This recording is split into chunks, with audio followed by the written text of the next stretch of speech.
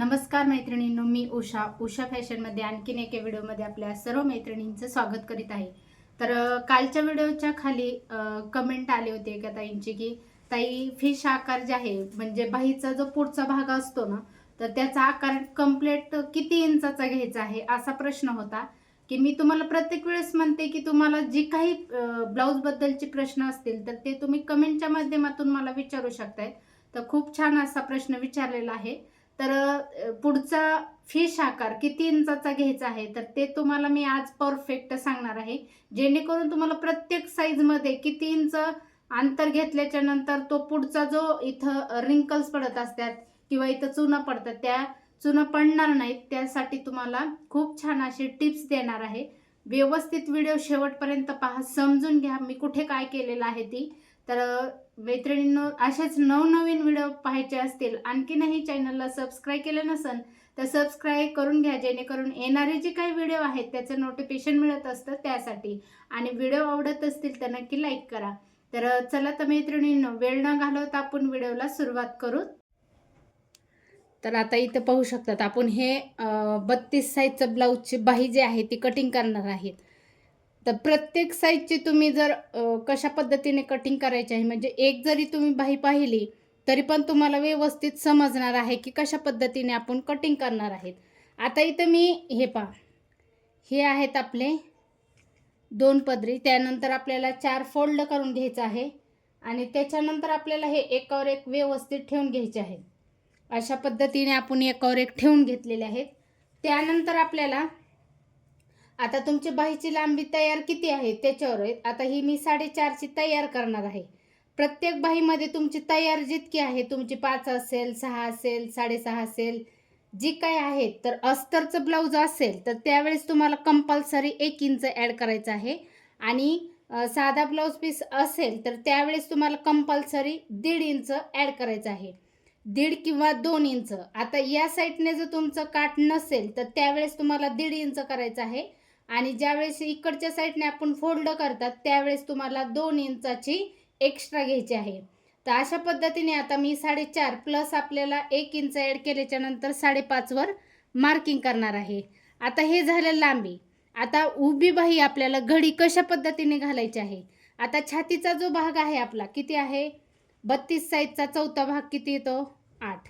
8 मध्ये आपण या पद्धतीने व्यवस्थित आपल्याला ह्या ब्लाऊजचा पीस जो आहे तो परफेक्ट पुरलेला आहे. आता या साईडने पण आपण 5.5 वर मार्किंग करणार आहेत आणि हा भाग आपण असा लाईन मारून घेणार आहेत.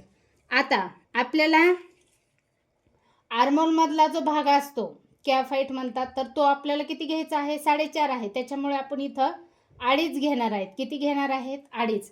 आता हा भाग जो आहे, जशी आपली बाहीची लांबी आहे त्या पद्धतीने तुम्हाला इथला भाग जो आहे तो काढून घ्यायचा आहे. तर आता इथून आपण इथं तुम्ही 3 पण घेऊ शकता. ज्यांना कोणाला इथला जो भाग आहे हा तयार भाग जर कमी पाहिजे असेल तर तो आपण छातीचा चौथा भाग जो आहे म्हणजे 10वा भाग घेत असतात तर 3 पण तुम्ही इथं घेऊ शकताय ज्यावेळेस तुम्हाला हा भाग कमी पाहिजे आहे त्यावेळेस. पण बऱ्याच महिलांना हा भाग जो आहे तो जास्त पाहिजे असतो, त्याच्यासाठी आपण इथं 2.5 घेणार आहेत. तर या पद्धतीने 2.5 वर मार्किंग केलेले आहे. 2.5 पासून आपल्याला शिलाई मार्जिन किती घेतलेले आहे आपण, 2. तर आपण या पद्धतीने 2 घेणार आहेत. जितकी तुम्ही शिलाई मार्जिन घेतलेले आहे तितकं आपल्याला इथं ॲड करायचं आहे. त्यानंतर आता आपल्याला छातीचा मोंड्यानुसार किती घ्यायचा आहे, 32 साईजला आपल्याला 6.5चा मोंडा फिटिंग येतो. तर आता इथं पाहू शकतात परफेक्ट आपल्याला 6.5 मिळालेला आहे. तर अशा पद्धतीने आपण इथं सरळ लाईन मारून घ्यायची आहे. हे पहा, सरळ लाईन मारून घेतली परफेक्ट. आपल्याला हे किती मिळालेलं आहे, 6.5. 6.5 तुमचं मोंड्याचं फिटिंग. आता ही मोंड्याची फिटिंग कशी ओळखायची आहे, तर प्रत्येक साईजनुसार 34, 36, 38 या साईज ज्या आहेत ना, तर त्या साईजला तुम्हाला 32ला 6.5, 34ला 7, 36ला 7.5, 38ला 8 अशा पद्धतीने तुमचं हे इथली जी मोंड्याचा जो फिटिंग आहे तो वाढत चालत असतो. क्वचित महिलांना इथला जो भाग आहे तो कमी जास्त होऊ शकतो. शक्यतो तुम्ही आर्महोलमध्ये जर माप व्यवस्थित घेतलं तर तुम्हाला लगेच समजून जाईल. पूर्ण राऊंड जो आहे तर 13 असेल तुमचा आर्महोल तर त्याचा आपल्याला निम्मा भाग करायचा असतो. जितका तुमचा मोंड्याचा भाग आहे त्याच्यामधला आपल्याला निम्मा भाग करायचा असतो. तर आता 13 आहे, या ताईंचं 13 आहे तर मी निम्मा केलेला आहे, तर इथं किती आलेलं आहे 6.5. आता 6.5 मध्ये आपल्याला याच्यामध्ये पण आपल्याला मध्य सेंटर काढून घ्यायचं आहे. 6.5 मध्ये बी तुम्ही सेंटर काढून घेतला, अशा पद्धतीने टेप जर फोल्ड केला तर तुम्हाला हे किती मिळणार आहे, हे मिळणार आहे तुम्हाला 3.25. पाहू शकता. आता आपल्याला बाहेरची बाजू आहे, ही जी आहे ती बाहेरची आहे, ही जी आहे ती आतमधली आहे. तर आपल्याला इथं किती घ्यायचं आहे, अर्धा इंच. पाहू शकता इकडच्या साईडने किती घ्यायचं आहे, अर्धा इंच, आणि या साईडने अर्धा इंच. आता हे आपल्याला कमीत कमी, हे मेन तुमचा प्रॉब्लेम आहे. पुढचा जो फिश आकार आहे, कमीत कमी तुमचा फिश आकार जो आहे तो 1 किंवा 1.25 पर्यंत जर आला तर परफेक्ट तुम्हाला पुढचा आकार मिळणार आहे. आणि इथून आपल्याला घ्यायचं आहे, हे पहा, इथून घेणार आहेत आपण 1, आणि हा जो राऊंड आहे तो आपण इथे जॉईंट करणार आहेत. इथं मिळवायचा आहे. कशा पद्धतीने गोल राऊंड देत आहे पहा, हे पहा, अशा पद्धतीने आपण इथं मिळवून घेतलेला आहे. आता हे झालं. त्याच्यानंतर आपल्याला हा जो पुढचा भाग आहे तो पण आपल्याला इथून काय करायचं आहे, अशा पद्धतीने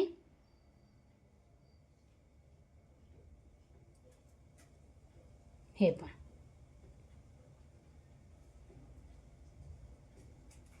अशा पद्धतीने झालेला आहे. आता हे तुम्हाला इथं व्यवस्थित फिश आकार दिसणार नाही. ज्यावेळेस तुम्ही कटिंग करणार आहेत ना त्यावेळेस तुम्हाला, हे पहा, इथे तुम्हाला डार्क करून दाखवते म्हणजे व्यवस्थित समजून जाईल तुम्हाला कशा पद्धतीने आहे ती. आता इथं फिटिंग घ्यायची आहे आपल्याला. दंड फिटिंग किती आहे आपली, 5. तर इथं 5 वर मार्किंग करायची आहे, आणि इथून आपण 2 इंच एक्स्ट्रा शिलाई मार्जिंगसाठी. आता हा आपला फिटिंग कुठं येणार आहे, आपली मेन इथं येणार आहे. हे पहा, या पद्धतीने झालं. आता हे आपण कट करून घेणार आहे. हे झालं कट करायचं. आता हे आपण बॅक साईडचा भाग जो आहे तो अगोदर आपण कट करून घेणार आहेत.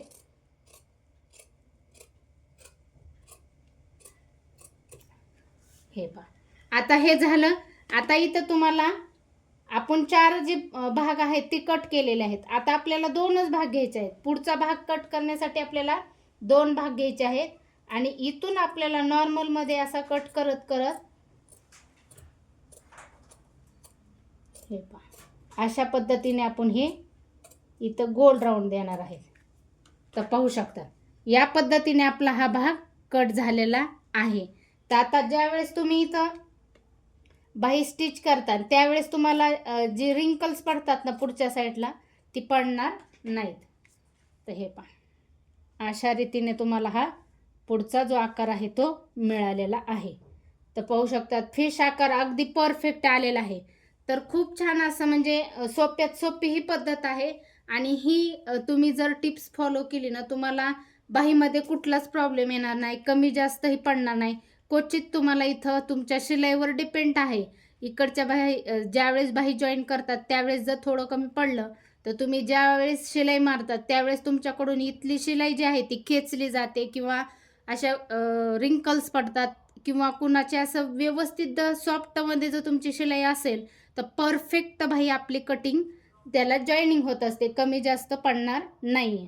तर मैत्रिणींनो, अशा पद्धतीने ज्या ताईंनी कमेंट केली होती ना त्या असेच तुम्हाला जर नवनवीन प्रश्न काही विचारायचे असतील तर ते तुम्ही कमेंटमध्ये विचारू शकता. तर आजचा व्हिडिओ तुम्हाला कसा वाटला, व्हिडिओ आवडला असेल तर नक्की लाईक करा, शेअर करा, आणि भेटू पुढील व्हिडिओमध्ये. तोपर्यंत काळजी घ्या.